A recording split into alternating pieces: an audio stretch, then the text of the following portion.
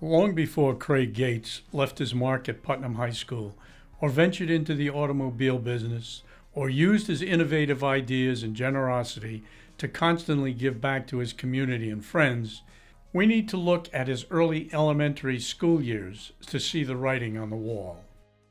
As a second grader, he badgered his parents relentlessly until they caved in and allowed him to own his own calf. But there were terms to the agreement. He had to take total responsibility for the animal, or his cherished calf would be history. Craig and the calf did eventually part ways, but only because it became too big for the shed. He had held up his end of the bargain. Born in 1962 to Gary and Marie, Craig, his siblings Brian, Natalie, and Angela, and his friends on Putnam Heights experienced a series of unusual projects, and it's a safe bet that most of the ideas were generated by tonight's honoree. Following the departure of the calf, his next challenge was the acquisition of an old, ugly goat. The same rules applied, but the goat was not as lucky as the calf. Escaping to a neighbor's yard and nearly jumping into their pool sealed the fate of the one-uddered creature. Scrubbing the floor of a vacant house, being a model for the W.T. Grant store, building a neighborhood treehouse, or organizing the Trudeau family and his siblings to participate in the Putnam Heights Liberty Drill Team Parade were forerunner activities of a career that featured advancement and giving. At 15, and without a license, Craig took out a loan and bought a truck. He hired his cousin, John Bellavance, to be his driver.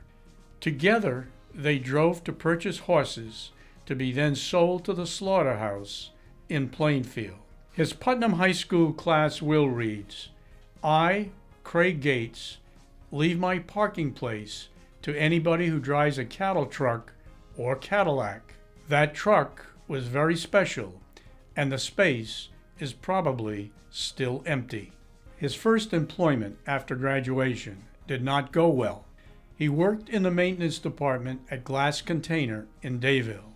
He was to mow the lawn and clean the wax off rollers. He was laid off after 2 months. The company felt that he was facing a bleak future. But they hadn't read his yearbook ambition quote, to make money. Since his father Gary had a successful career in the car business, Craig's exposure to that venture found it perfectly suited for him. It started at Cargill Chevrolet in Putnam, where Craig excelled in both sales and management ability. Then, in 1986, in his early 20s, with his young family of Denny and Gina in tow, he purchased Joe Booz's garage in North Windham, and within a few years, it was obvious he had found his niche. Gates GMC soon became the mothership to a string of successful dealerships. Craig's keen business sense, attention to detail, vision, and unwavering ambition has led him to make numerous real estate purchases, including the Black Dog restaurant, that directly relate to the employment of nearly 500 people. My father's been a very consistent element in my life. The key to his success is being very honest, being very reliable, and never giving up on effort. And I think that being in that household and being around that at work and being consumed by a level of regiment that he brings to the table, it forces you to pay attention and make sure that you make sense every day. And I think he embodies a discipline that I think you can't find easily today. Sticking to the family tradition, son Denny joined him in the automobile business, while daughter Gina has her own mode of transportation on her horse farm. In the Gates TV commercials, Denny offers customers the option of trading goats boats, trains, and planes for a new vehicle. Is Craig still hoping to reclaim that ugly goat from days gone by? In 1985, Craig was presented with a special Community Service Award from the Putnam Chamber of Commerce for efforts in the Light Up Putnam campaign. He's got a heart as big as a house. Again, he'd do anything for you, whatever you asked. He'd be there for you, whatever you need. And not just me, with anybody that works for him. He spearheaded the Willimantic Elks Lodge building update. In memory of his father, he facilitated the Gary Gates Barn renovation at Windham County 4-H. In 2011, he was named Philanthropist of the Year by the Windham Chamber of Commerce. When you think about all these accomplishments, they're never spoken about at home. So I think the unique side of what he's accomplished, and he's accomplished a lot, is that it's a humble thing. So to ask that question, if I think anything stands out to him, in particular, professionally, I think they all matter. And I think they're all treated the same. Whether it's a person he works with or works for him, or the president or CEO of the biggest company that could be in the room today, they're treated the same. People and business and life. But the hallmark of his philanthropy and fundraising efforts is the Jolly John's Keep You Truckin' Fund. This was the cousin John who drove the truck before Craig could legally drive, and it was a lifelong friendship of his confidant and best friend that came to an end much too soon.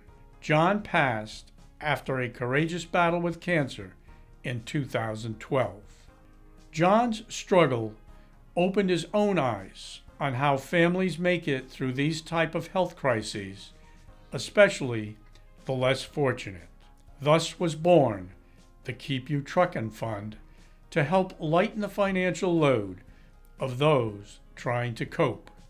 With Craig at the helm, there was no question that this effort would become a successful reality. Indeed, it has become a passion. And it's very expensive to be ill, and it's very draining, both emotionally and physically.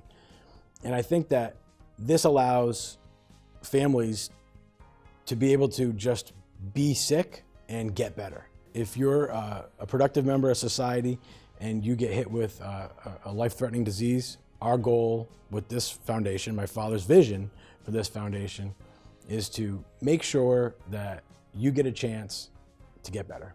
And over the past few years, with the help of volunteers, the fund has raised over $400,000 and aided over 100 families. Craig's high school ambition might have been to make money, and while he can place a check mark alongside that achievement, the many check marks that so often go unnoticed are those that speak to his generosity, loyalty, and kindness. And that's what sets him apart as a very special graduate of Putnam High School and deserving of the Wall of Honor.